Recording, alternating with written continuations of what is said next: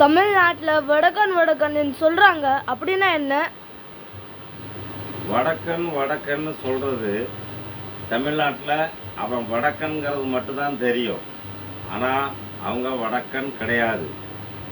அங்கேருந்து வந்திருக்கிறவங்க பேரை கேட்டாலே அவன் பங்களாதேஷ்காரன்.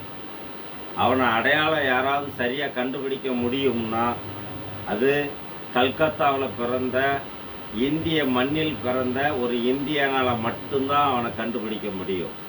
எப்படி இலங்கையிலிருந்து வரக்கூடிய தமிழர்களை மும்பையில் தமிழர்கள் மட்டும் இலங்கை தமிழர் என்று கண்டுபிடிக்க முடிகிறதோ அவர்களை சரியான முறையில் அடையாளம் காண வேண்டுமானால் கல்கத்தாவில் பிறந்த இந்திய மண்ணை சார்ந்தவன் அடையாளம் காட்டி தருவார். மறுபடி ஒரு விஷயம், இந்த மண்ணில் இந்திய மண்ணில் யாராக ஒருவன் பிறந்தாலும் இந்த மண்ணுக்கோ இந்த மக்களுக்கோ ஒரு நாளும் துரோகம் செய்ய மாட்டான்.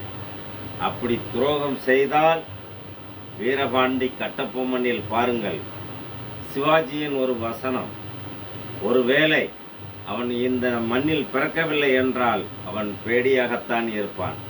ஒருபோதும் நம் இந்திய மண்ணை சார்ந்தவனாக இருக்க முடியாது. எப்பொழுதும் நம் நாட்டுக்கு அவன் துரோகம் செய்து கொண்டே இருப்பான். துரோகம் செய்வதற்கே இங்கே வருகிறார்கள்.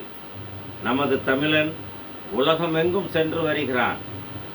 ஆனால் எங்கேயுமே தன்னுடைய விசுவாசத்துடன் இருக்கிறான். இதுதான் நமது பண்பு. ஆனால் அவர்களிடம் அது கிடையாது. வடக்கன்கள், ஒரிஜினல் வடக்கன்கள் நம்ம தமிழ்நாட்டுக்கு வர்றது கிடையாது. மற்றவர்கள் இவர்களை அடையாளம் கண்டுகொள்ள முடியாது. தயவு செய்து கல்கத்தாவில் பூர்வீக குடிமக்களால் இவர்களை அடையாளம் காண முடியும். யாரையும் நம்பிவிடாதீர்கள்.